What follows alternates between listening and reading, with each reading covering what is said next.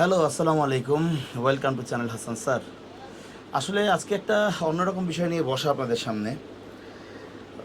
দেশের পরিস্থিতি তো আসলে ভালো না, এটা দেখতেই পাইতেছেন। দীর্ঘদিন আমরা আসলে একটা ভয়ঙ্কর সিচুয়েশনের মধ্যে দিয়ে যাচ্ছি। প্রথমত গেল বৈষম্যবিহীন ছাত্র আন্দোলন।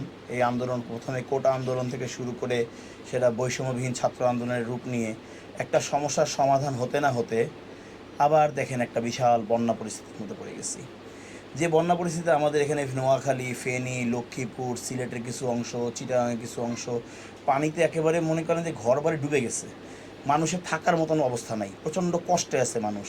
তো এই মুহূর্তে আসলে ফুড ব্লগ নিয়ে মজার মজার খাবার নিয়ে ভিডিও করা এবং সেগুলো আপনাদেরকে দেখানো আসলে বিবেকের কাছে এটা হাস্য তামাশা হিসেবে আমার কাছে মনে হয় বিবেচিত হয়।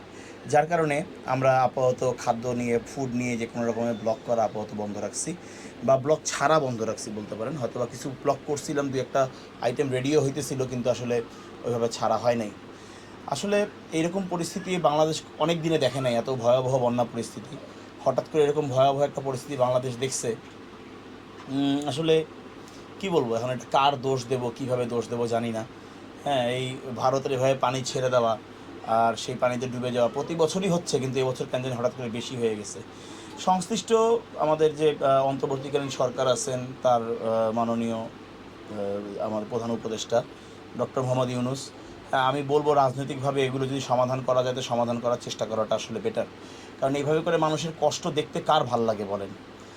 আরেকটা বিষয় চলে আসে যে মানুষগুলোকে সাহায্য করার বিষয় বা তাদেরকে উদ্ধার করার বিষয়। আমাদের ঢাকায় বসে আমরা দেখতেছি অনেক মানুষজন টাকা সংগ্রহ করতেছে, বাক্স নিয়ে নিয়ে রাস্তায় রাস্তায় হেঁটে বেড়াচ্ছে। আসলে কোনটা যে কতখানি অথেন্টিক এটা আসলে বোঝা যাচ্ছে না। হ্যাঁ, অনেকে বলতে পারেন যে আমি একজন ইউটিউবার, ছোট হই, তারপর তো আস্তে আস্তে আগানোর চেষ্টা করতেছি। অনেক ইউটিউবাররা নৌকা নিয়ে, বোট নিয়ে গিয়ে ওইখানে অনেক কিছু করতেছে। হ্যাঁ, আমার মনে হয় না যে আসলে ব্যক্তি উদ্যোগে এগুলোর দরকার আছে। আমি অনেক টাকা পয়সার মালিক না, অনেক টাকা কামাই না। হ্যাঁ, বা ইউটিউব থেকে যে অনেক পয়সা ইনকাম করি সেটাও না, মাত্র শুরু করছি, আস্তে আস্তে চলতেছে। হ্যাঁ, একটু একটু আগাচ্ছি। তারপরও নিজের একটা আলাদা ইনকাম আছে, এইটা থেকে যতটুকু আমার সাহায্যের জন্য দেওয়া সম্ভব, ওইটা যদি আমি একা যাওয়ার চিন্তা করি তাইলে আসলে এটা আসলে কিছুই না, আমার যাওয়া আসার খরচই হয়তো শেষ হয়ে যাবে। আর তারপরে আমি এইসব অঞ্চলগুলো চিনি না ওইভাবে, এই সব অঞ্চলগুলোতে আমি যাই নাই কখনো। কাজে এখানে গিয়ে মানুষকে সাহায্য করার চেষ্টা করা আসলে আমার মনে হয় যে এটাও একটা মশকরা করা। হ্যাঁ, কারণ এটা আমি একার উদ্যোগে কখনোই পারবো না। কিন্তু মানুষ হিসাবে আমাদের রেসপন্সিবিলিটি এই মানুষগুলোর পাশে দাঁড়ানো, যে কোনোভাবে হোক এই মানুষগুলোর পাশে দাঁড়ানো।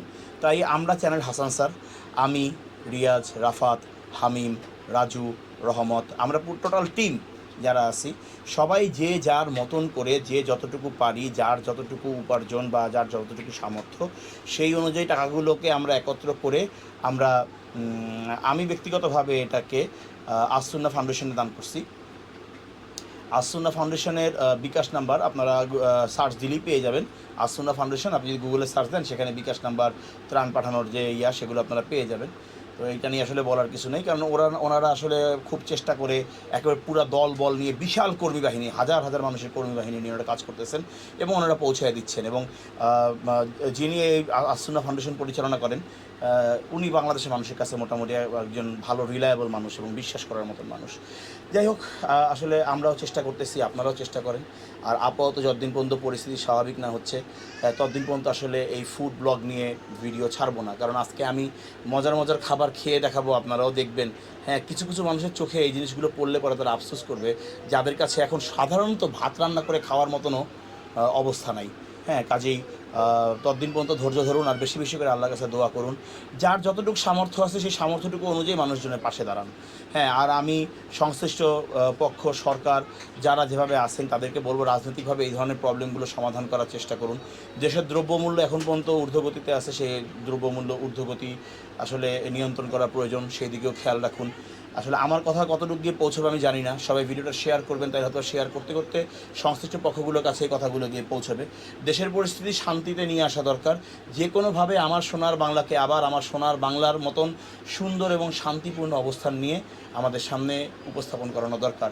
অন্তর্বর্তীকালীন সরকারের কাছে এই প্রত্যাশা নিয়ে এই বৈষম্য বিরোধী ছাত্র আন্দোলনের অনেক ছাত্ররা, যারা হয়তো বা সরাসরি আমার ছাত্র না, কিন্তু তারপরও আমার ছাত্রদের সঙ্গে সংযুক্ত, তারা আমার ছাত্রের মতনই বুকের তাজা রক্ত ঢেলে দিচ্ছে।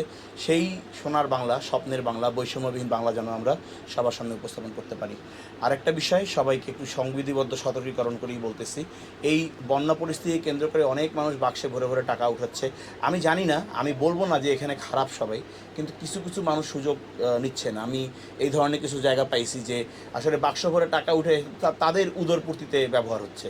হ্যাঁ, বন্যার্তদের সাহায্য করুন, এই আবেগীয় কথাটার মাধ্যমে আমরা অনেকেই দান করতেছি। কাজে আমার মনে হয় একটু বিবেচনা করে এই দানটা করা ভালো।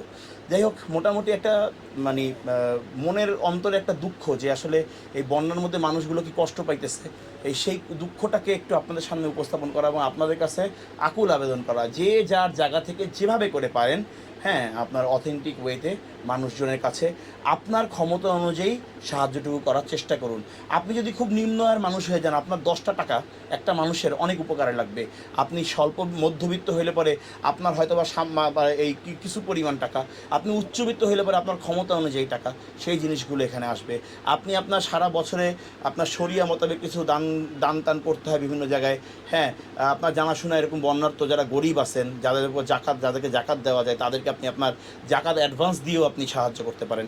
আপনি অনেকভাবেই চাইলে মানুষকে সাহায্য করতে পারেন, এই প্রত্যাশা করি।